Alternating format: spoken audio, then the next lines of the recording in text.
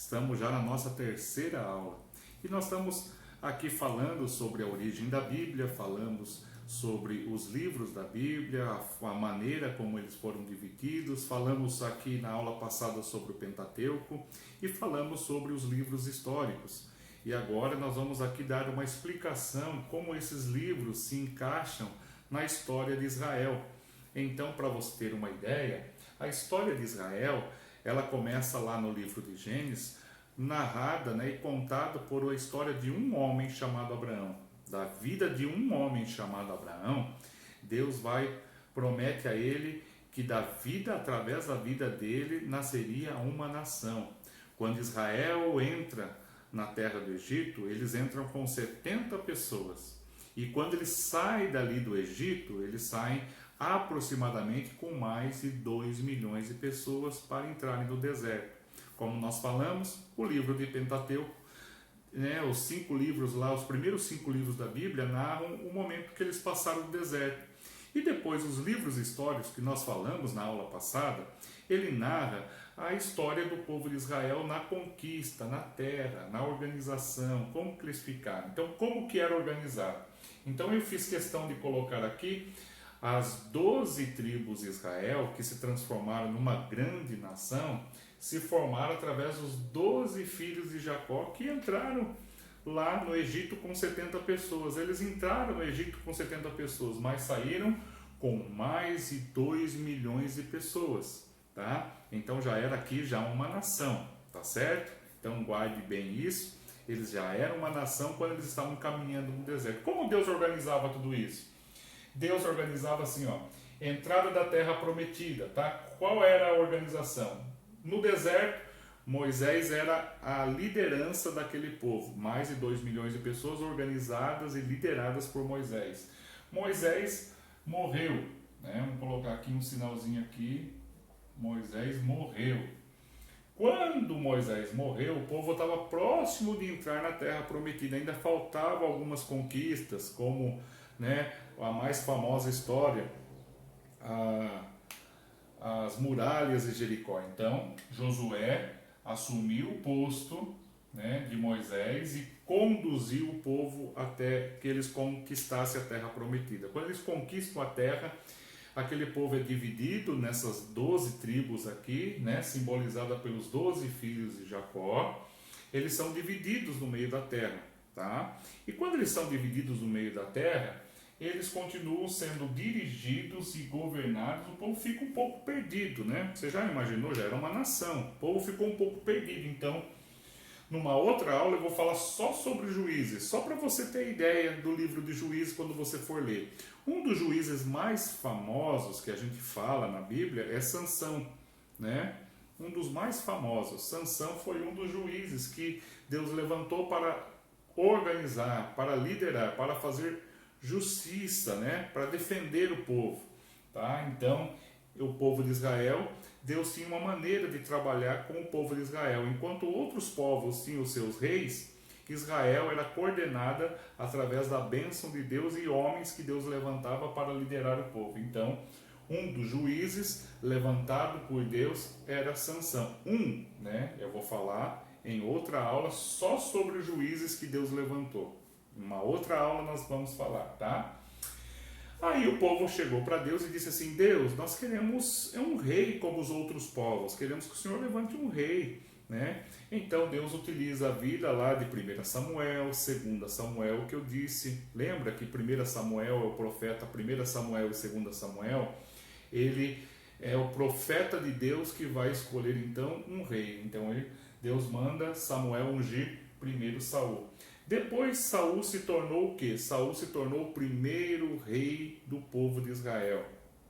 Quando Saul começa a governar e depois lá na frente Saul começa a fazer coisas que nós vamos também falar e se aprofundar nas outras aulas, Saul começa a desagradar a Deus.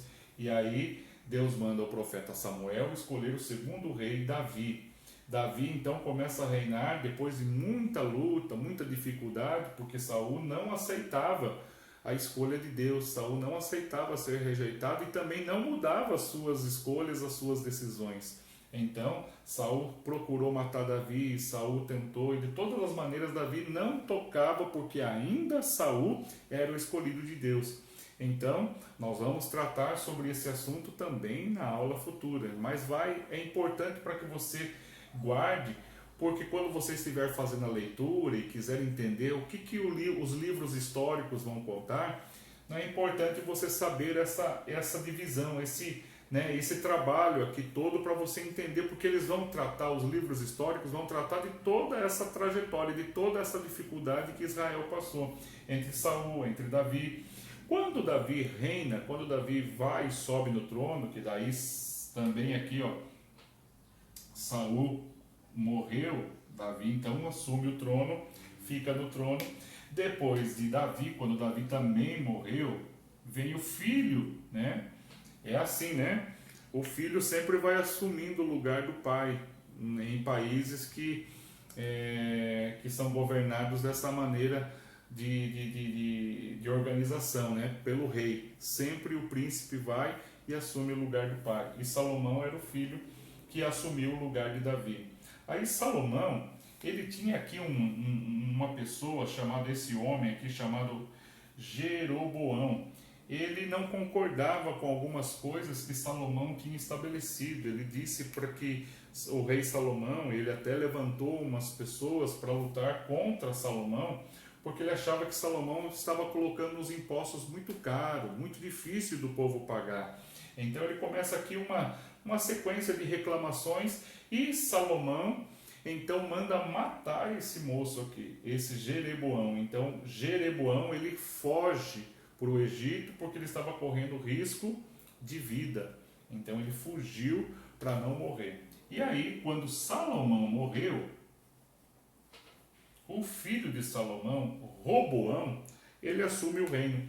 Quando Salomão morreu, esse camarada que estava lá no Egito ficou sabendo, ele voltou para pedir perdão, para querer viver aqui junto com o filho de Salomão.